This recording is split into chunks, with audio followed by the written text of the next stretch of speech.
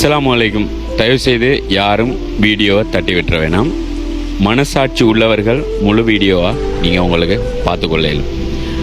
கிண்ணியாவிலிருந்து அனுராதபுரம் அஸ்ரிகம என்ற ஊரில் நானா வந்திருக்கிறேன். ஒரு குழந்தையினுடைய இரத்த உறைவு நோயினால் பாதிக்கப்பட்டிருக்கிறார். அவரை தான் நம்ம இப்போ பார்க்க போகிறோம். கட்டாயம் இந்த வீடியோ ஒவ்வொரு மனிதனுக்கும் தேவையான ஒரு வீடியோ. உங்களால் முடியாட்டியும் சரி, இவங்களுக்கு உதவ முடியலை அப்படின்றாலும் சரி, இந்த வீடியோவை நீங்கள் ஒரு ஷேர் பண்ணுறதன் மூலமாக உங்களுக்கும் சில நன்மைகளும் சில ஈடேற்றங்களும் கிடைக்கும் என நினைக்கிறேன். இரத்த உறைவு நோயினால் பாதிக்கப்பட்டிருக்கின்ற எங்களுடைய சகோதரம் முகமது உமைத், அவரை தான் இவ்வளவு தூரத்தில் இருந்து இவரை பார்க்க வந்திருக்கிறேன்.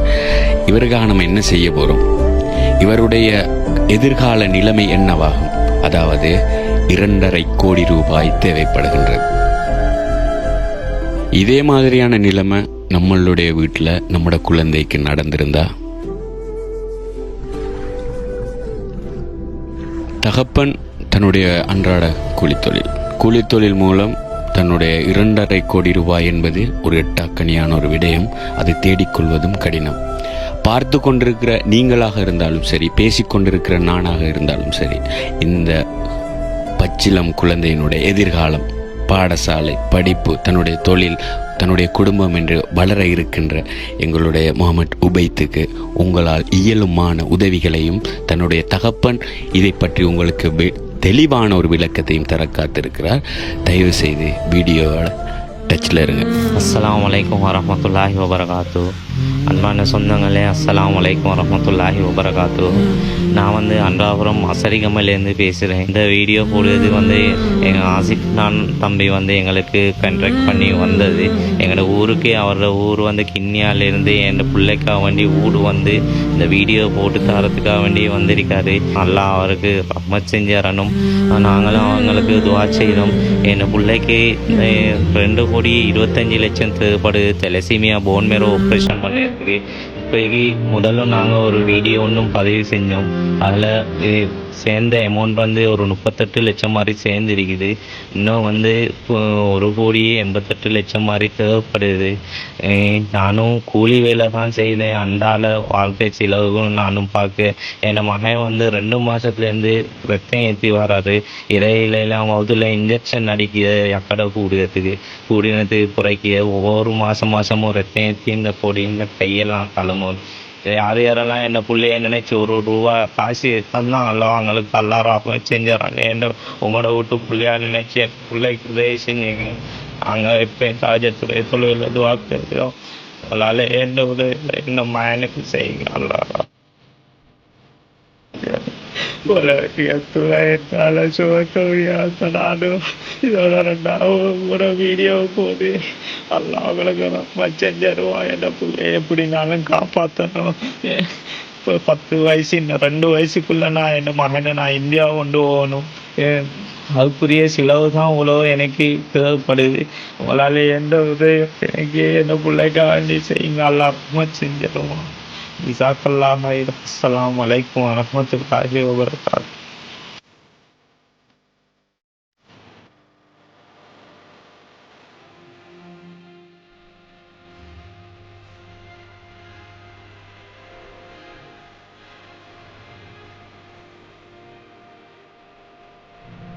நானும் சோஷியல் மீடியா, அதாவது சமுதாய வலைதளங்களில் நிறைய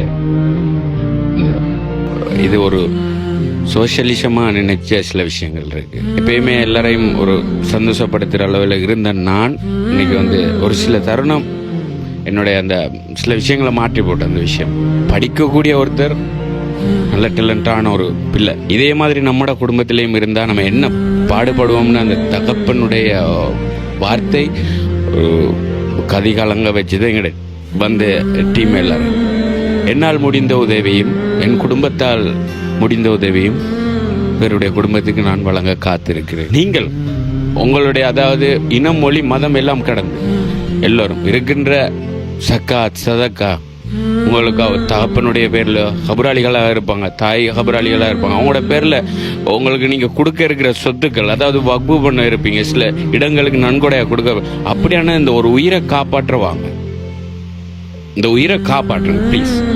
உங்கள்ட்ட ஹெம்பிளா சொல்லிக்கொள்றேன். நான் நல்லம்மா கூடாதா, நான் பேசுறேன், என்னைய பற்றி சிந்திக்க வேணாம்.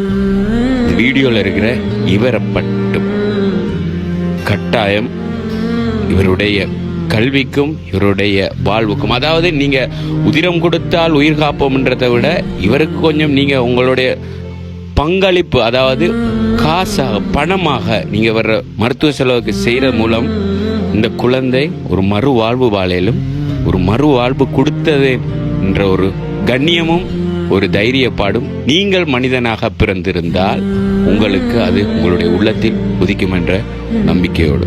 அஸ்ஸலாமு அலைக்கும்.